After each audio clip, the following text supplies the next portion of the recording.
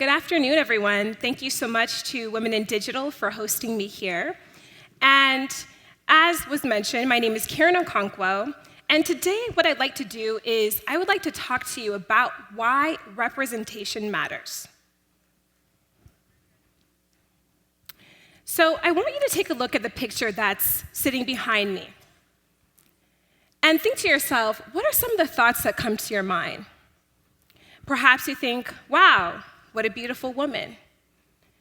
But I would venture to say that maybe some of your thoughts have leaned toward the negative. Why does she have a gun in her hand? Why is she pointing it to her head? Is she a thug? Is she a criminal? Behind me here is Nia Wilson. And on July 22nd, 2018, Nia Wilson and her sister, Latifah Wilson, were attacked by a knife-wielding white male while they were on the BART exiting at MacArthur Station in Oakland, California. Nia Wilson was 18 years old, and her cause of death was a slit to her throat. And instead of showing a more accurate portrayal of Nia Wilson, instead, local news station KTVU posted this image.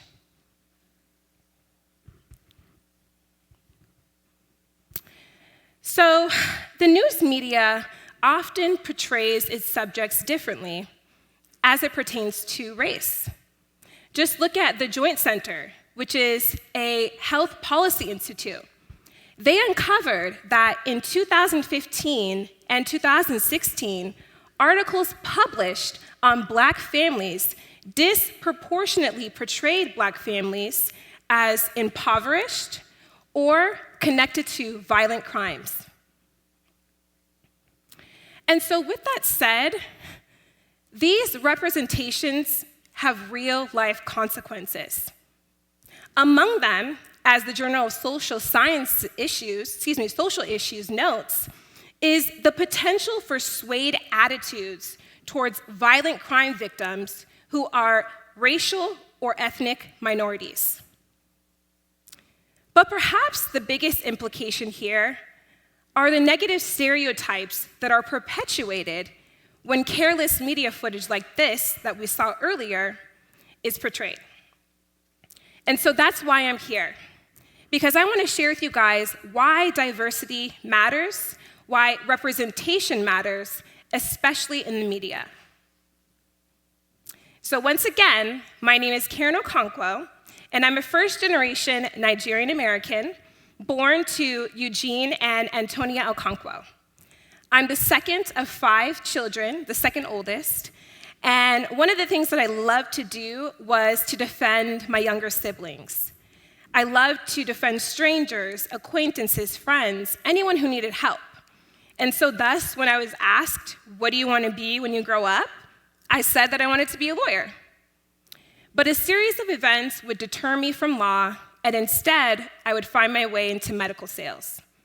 However, that didn't stop me from wanting to address social issues. And so when it comes to social issues, like I said, I'm a huge advocate for it, that I actually had someone come up to me one day and they said, do you know that you're a digital activist? I like the way that sounds, so that's my new title. I'm a digital activist. And so the reason why she said that to me is because of a business that you guys heard earlier, which is TONL.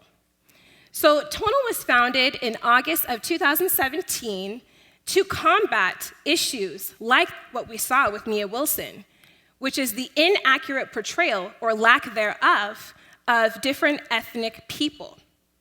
And so what we did is we wanted to make sure that we shared their stories so that you got to see them in not the negative media baiting way, but in their natural light. And so speaking of light, I can't leave this stage without sharing with you the real story of Nia Wilson. Her father said she was so beautiful, so inspirational, had dreams. I'm supposed to be planning her graduation, not her funeral. Again, Ansar Muhammad stated this about his beloved daughter. And so one of the things that is very clear here is that there's a disconnect between what the media portrays and what that particular victim's family or friends think about them. And of all the images, again, that could have been used, we really have to ask ourselves why that particular image was portrayed, because let's face it, there were plenty of images of Nia Wilson online to choose from. So here I am, I want to share with you the story of Nia Wilson.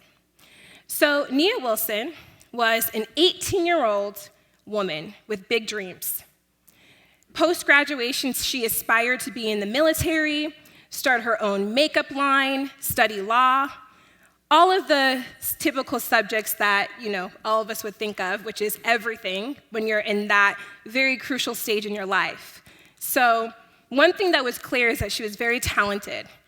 She loved to rap, she made a lot of songs and videos, and her sister, Malika Harris, actually said that she was one of those girls who really cared about the way she carried herself.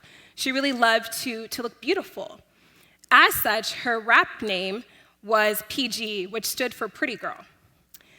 But perhaps the greatest thing about Nia was her character. Her sisters described her as going above and beyond for people, always bending backwards, putting other people first. That in an ironic way, one of the news accounts was that just before Nia was fatally stabbed, she was actually helping a woman with her stroller on the BART. And so I say all that to say that this was a woman who had dreams, who had aspirations, who had a story. So rest in peace to Nia Wilson. So, while I've had the opportunity to sit here on this stage, I was able to share with you her story. But most people don't take this time to listen to people's stories, especially victims. And that's where unconscious bias comes into play.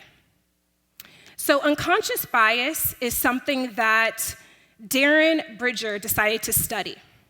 And he said that our attention span is very limited. It's finite. And so therefore, we leverage a lot of non-conscious perceptions to fill in the gaps. So what happens is that we're relying on assumptions and memories, which in turn can, again, bias our perception.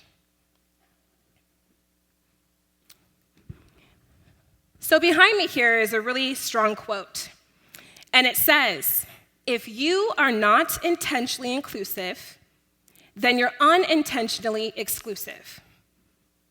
This is a statement made by a gentleman who helps to run a social group in Seattle called the Collective Seattle. And it's very prominent. It's a very strong phrase. I'll read it again.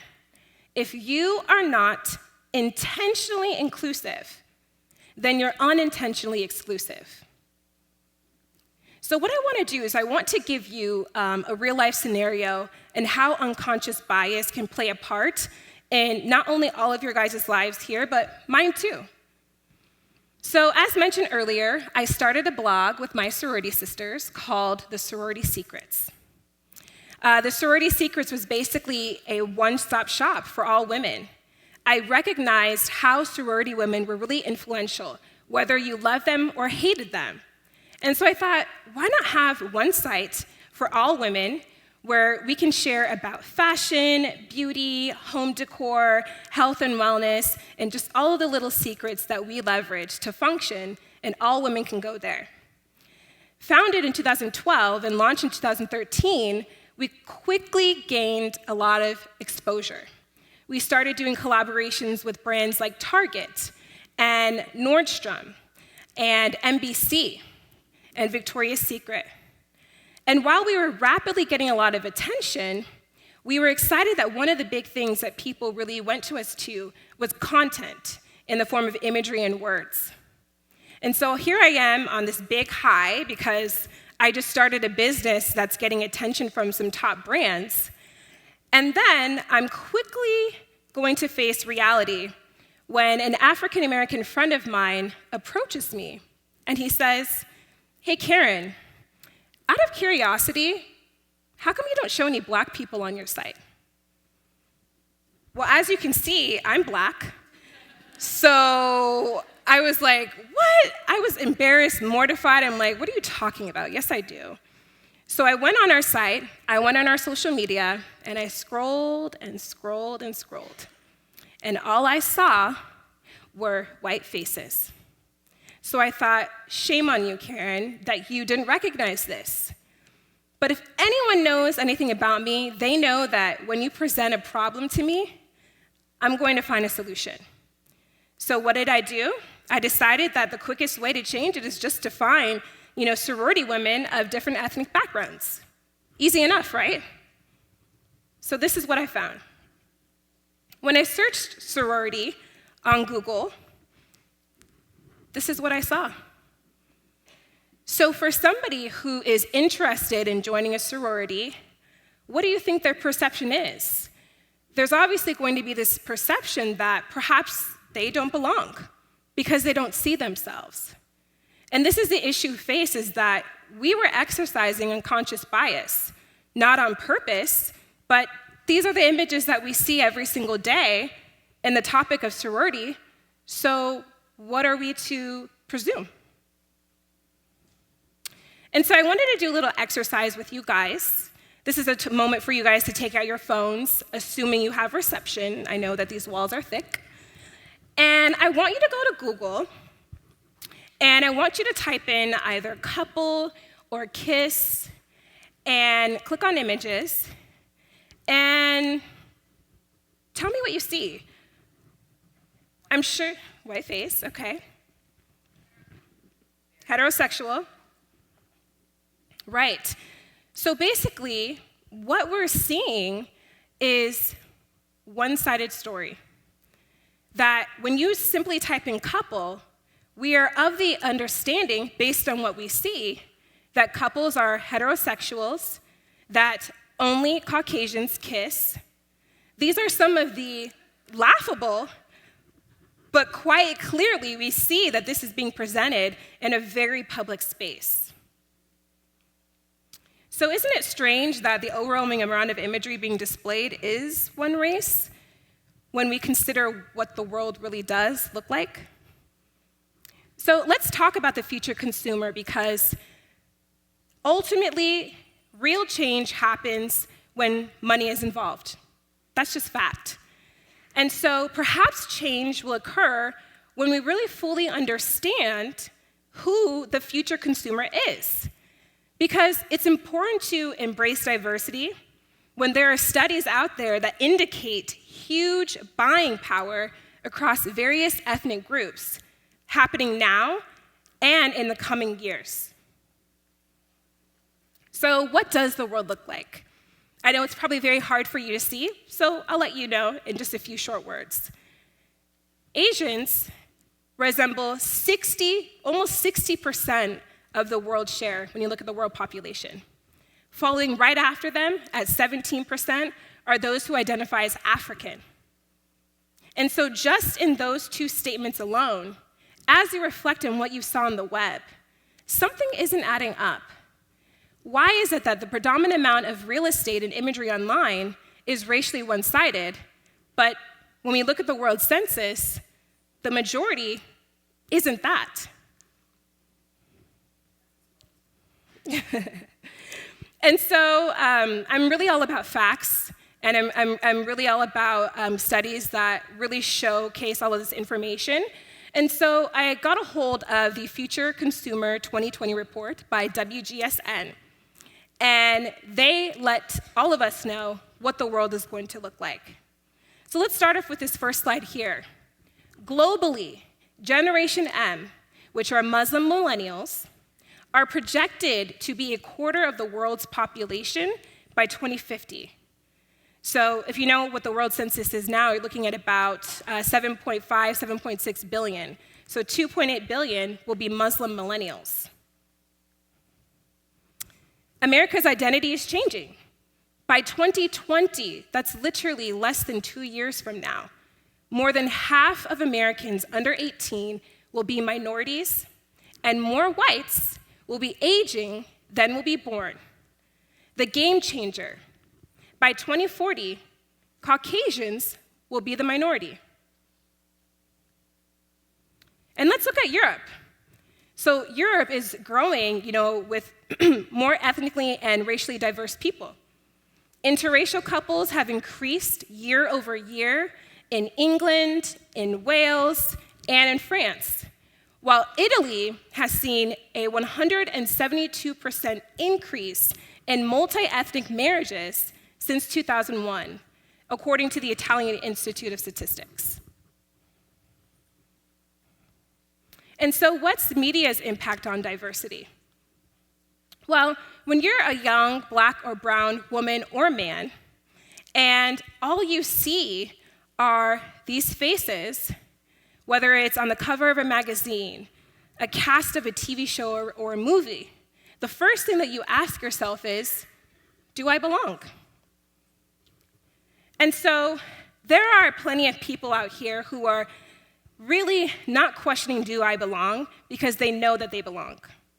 And one of them is Dita Howard, a Liberian model who decided to launch a campaign called Black Mirror, where she took very popular fashion campaigns and that predominantly had Caucasian women starred in them, and she redid them to show that she is marketable, she is beautiful, she is great in camera, and she is capable.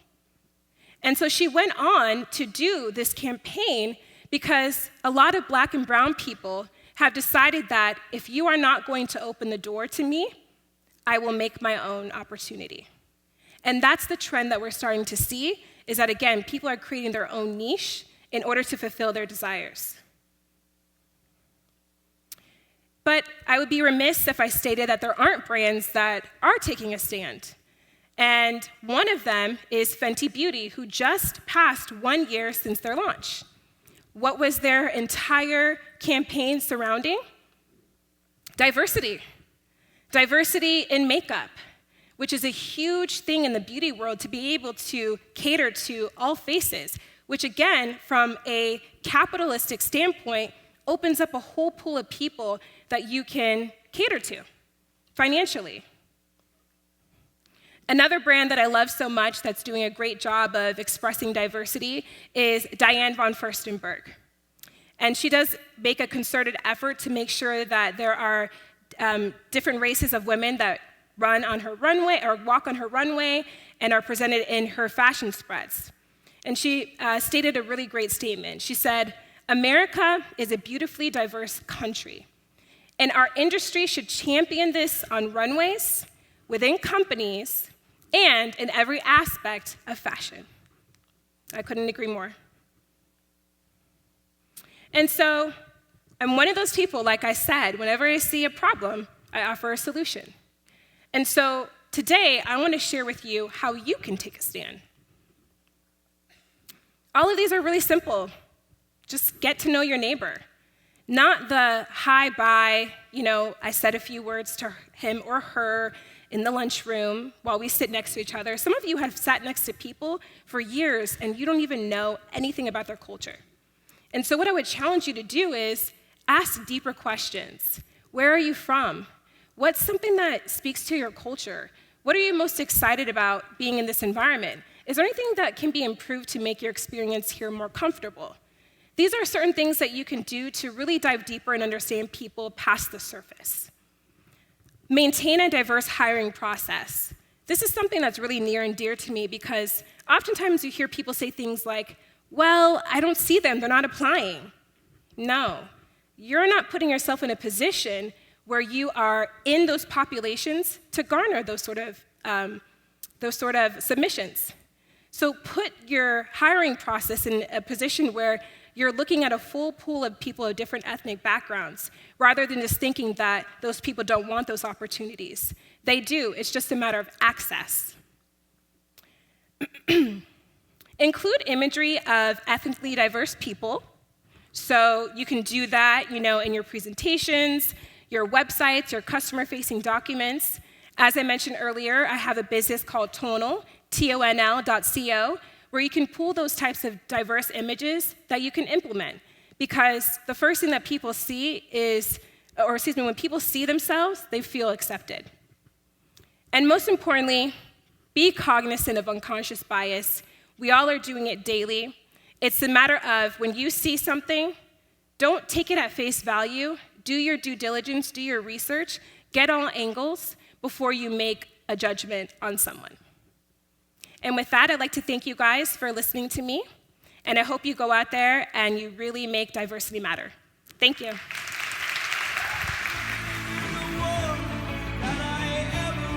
Nailed it. Thank you so much.